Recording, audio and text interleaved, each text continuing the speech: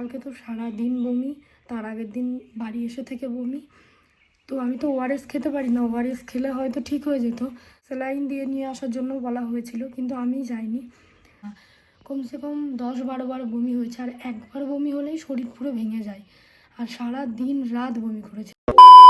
Hello everyone, কেমন আছো তোমরা সবাই? আশা করি সবাই অনেক ভালো আছো, সুস্থ আছো। আমরাও বেশ ভালো আছি, সুস্থ আছি। আমার নতুন একটা ভিডিওতে তোমাদের সবাইকে ওয়েলকাম জানাচ্ছি।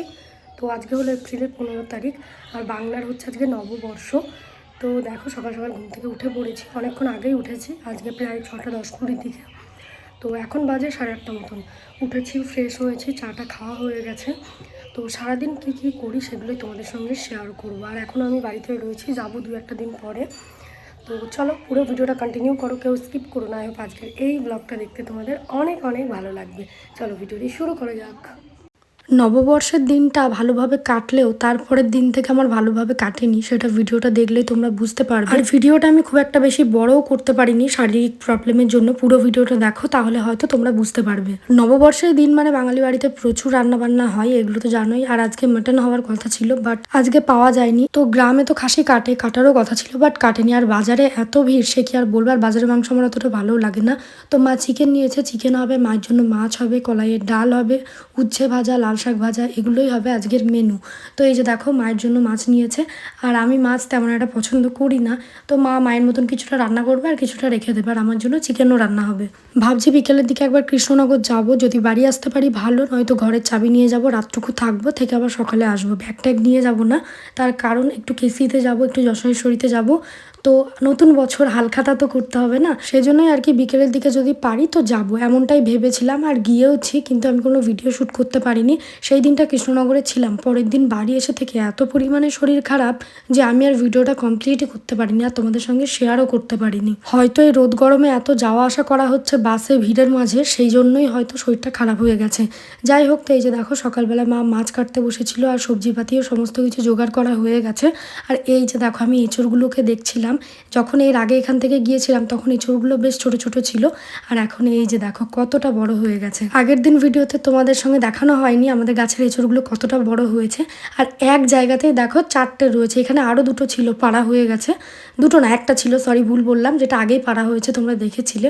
আর উপরের দিকে একটা আছে, আমি তো সেটাই দেখছিলাম যে কবে বড় হবে এগুলো। আর বেশ একটু একটু করে বড় হচ্ছে। প্রথমে একদম ছোট দেখেছিলাম, আর এবার এসে আরও একটু বড় দেখছি, তো বেশ ভালো লাগছে। আর এক জায়গাতে 4টে রয়েছে, সেই কারণে বেশি তাড়াতাড়ি বড়ও হবে না।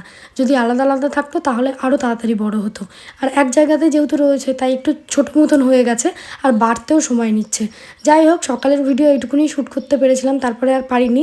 তারপরে বিকেলবেলা এই যে দেখো রেডি হয়েছি, এখনও বেশ ভালো রোদ্দুর রয়েছে। 4টে বাজতে চললো, কিন্তু দেখো এখনও কী পরিমাণে রোদ বাইরে। তো এখন যাব কৃষ্ণনগর। এই যে আমার পয়লা বৈশাখের জামা পরে নিয়েছি, তো যাব ওই যে বললাম কোথায় কোথায়, তো ওখানেই যাব। আর এছাড়া তেমন কোনো কিছু কেনাকাটি নেই। তো এই যে দেখো, ব্যাগও নিইনি, জাস্ট যাবো। আজকে আসতে পারলে ভালো, নয়তো কালকে আসবো, এরকম একটা প্ল্যানিং নিয়ে গিয়েছিলাম। কিন্তু রাতটুকুনি থাকলে কি হবে, পরের দিন থেকে আমার এত পরিমাণে শরীর খারাপ তোমাদের সঙ্গে সে কি আর বলবো আমি। এই যে দেখো, বাসে রোদ গরমে যাওয়া হয়েছে, সেই কারণে এটা হয়েছে। যাই হোক, তো ওখানে কাজকর্ম সেরে বাড়ি ফিরেছিলাম পরের দিন, আর বাড়ি এসে সেদিনটা উঠতে পারিনি। আর এই যে দেখো, এটা হলো তার পরের দিনের ভিডিও। সারাদিন আগের দিন এই যে এটা হচ্ছে গুড় লেবু দিয়ে মানে শরবত মতন করে দিয়েছে মা, এটাই আগের দিনও খেয়েছি, আজকে সকালেও কিছুটা ছিল, সেটাই খাচ্ছি। আমি একবারে তো খেতে পারি না, সেই কারণে অল্প একটু একটু করে নিয়ে খাচ্ছি। আর গুড় আমি অতটা তেমন পছন্দ করি না, কিন্তু এখন শরীরের জন্য খেতেই হবে, কারণ ওআরএস খেতে পারছি না, কোনো কিছুই খেতে পারছি না, যা খাচ্ছি বমি হয়ে বেরিয়ে যাচ্ছে। তো শরীর থেকে জলও উঠে যাচ্ছে কিছু খাইনি বলে, সেই কারণে শেষ পর্যন্ত আমাকে বাধ্য হয়ে নাক মুখ গুজে এটাই খেতে হচ্ছে।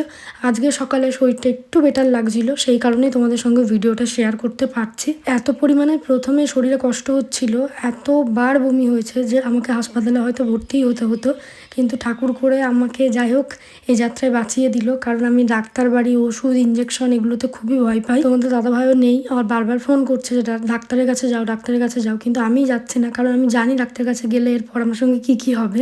সেই কারণে আর কি যাচ্ছি না। যতটা পারছি এই ঘরোয়া পদ্ধতিতে এগুলো খাবার দাবার খেয়ে ঠিক করার চেষ্টা করছি।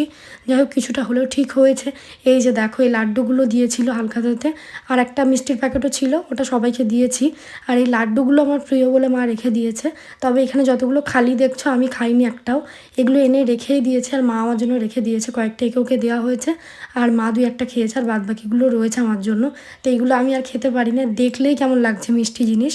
যাই হোক, তো চলো এগুলো ফ্রিজে রেখে দিই। আর এই যে দেখো আমার চেহারা, দেখেই বুঝতে পারছো শরীরটা প্রচণ্ড খারাপ। আর মাথাতে প্রচুর তেল দেওয়া হয়েছে, তেল দিয়ে মাথায় জল দিয়ে আগের দিন সারাদিন ঘুমিয়েছি, তার কারণ আগের দিন রাতে ঘুমাতে পারিনি। যাই হোক, চলো কী হয়েছিল বিস্তারিত তোমাদের সঙ্গে বলি আর তোমরা ভিডিওটা পুরোটা দেখো। তো আমার চেহারা দেখে বুঝতে পারছো শরীরটা প্রচণ্ডই খারাপ। আগের দিনের ভিডিওটা শুরু করে শেষও করতে পারিনি। সেই দিনটা কৃষ্ণনগরে ছিলাম, ভেবেছিলাম পরের দিনের ভিডিওটা অ্যাড করে দেবো, কিন্তু সেই দিন বাড়ি পৌঁছে থেকে কালকে পর্যন্ত, মানে আজ সকাল পর্যন্ত এখনও প্রচণ্ডই শরীর খারাপ ছিল। আর কালকে তো সারা দিন বমি, তার আগের দিন বাড়ি এসে থেকে বমি, আর হচ্ছে রাতটুকু ঘুমিয়েছি শান্তি করে, মানে আমি চেতন পাইনি। আর সকাল থেকে এখন মোটামুটি ঠিকঠাক লাগছে। তো আমি তো ওআরএস খেতে পারি না, ওআরএস খেলে হয়তো ঠিক হয়ে যেত। স্যালাইন দিয়ে নিয়ে আসার জন্য বলা হয়েছিল, কিন্তু আমি যাইনি। তো ওই গুড় জল, আমাদের দেশি টোটকা, ওর থেকে উপকারী আর কিছু বোধহয় নেই। তো গুড় জল মা বেশ ভালো করে বানিয়ে দিয়েছিল আমাকে, কালকে ওটা খেয়েছি সারাদিন, আজকেও সকালেও খেয়েছি। তো ওটা খেয়ে একটু বেটার লাগছে, আর আজকে একটু মোটামুটি ঠিকঠাক আছি। তো খাইনি আমি পরশুদিন রাত থেকে, সেভাবে কিচ্ছু খাইনি। ওই গুড় জল, একটু মুড়ি ভেজানো জল এই খেয়ে আছে। আজকে সকালে ভাত একটু লেবু দিয়ে আলু সিদ্ধ দিয়ে খেতে গেলাম, তো মেখে ছেনে ফেলে দিলাম, খেতে পারিনি। এই রোদ গরমের জন্য আমাদের সবারই শরীর কিন্তু খারাপ হচ্ছে। সবাই একটু সাবধানে থেকো। বাইরে যদি নিতান্তই কাজ না থাকে বেরিয়েও না, তো কাজ থাকলে তো অবশ্যই যেতে হবে। আমাদেরও প্রমোশনের অনেক কাজ থাকে, বাইরে যেতে হয়। যাই হোক, তো ওই রোদ গরমে সেদিন যাওয়া হয়েছে, আবার বাজারে ঘোরা হয়েছে, সেই কারণে হয়তো শরীরটা অসুস্থ হয়ে পড়েছে। এই যে দেখতে পাচ্ছ মাথায় প্রচুর তেল দিয়ে মাথায় জল দেওয়া, তো শরীরটা খারাপ আমার প্রচণ্ডই, সেই কারণে ভিডিও দিতে পারছি না। এখন একটু বেটার আছি, তাই ভালো তোমাদের সঙ্গে ভিডিওটা কমপ্লিট করে শেয়ার করে দিই। হঠাৎ করে 2 দিন অসুস্থ হয়েছিলাম। শরীর অসুস্থ হয়ে গেলে না বোঝা যায় যে মানে একা থাকলে কত প্রবলেম হতো। তো এই টাইমটা আমি বাড়িতে ছিলাম, তাই আবার উঠে স্নান করতে যাওয়া বা বাথরুমে যাওয়া বা জল খাওয়ার পর্যন্ত যেটুকুনি আমার ছিল না। কমসে কম 10-12 বার বমি হয়েছে, আর একবার বমি হলেই শরীর পুরো ভেঙে যায়। আর সারা দিন রাত বমি করেছি আমি, তো বুঝতেই পারছো বমি করলে কী পরিমাণে শরীর ভাঙে। তো ওঠার ক্ষমতা ছিল না। এখন যাই হোক উঠে বসেছি, কালকে তো সারা দিন রাত শুয়েই আমার কেটেছে। এখন একটু বেটার আছি। তোমরাও সবাই সাবধানে থেকো এই রোদ গরমের দিনে, এটাই বলবো। যাই হোক, চলো আজকের মতো ভিডিওটা এই পর্যন্তই। টাটা সবাইকে।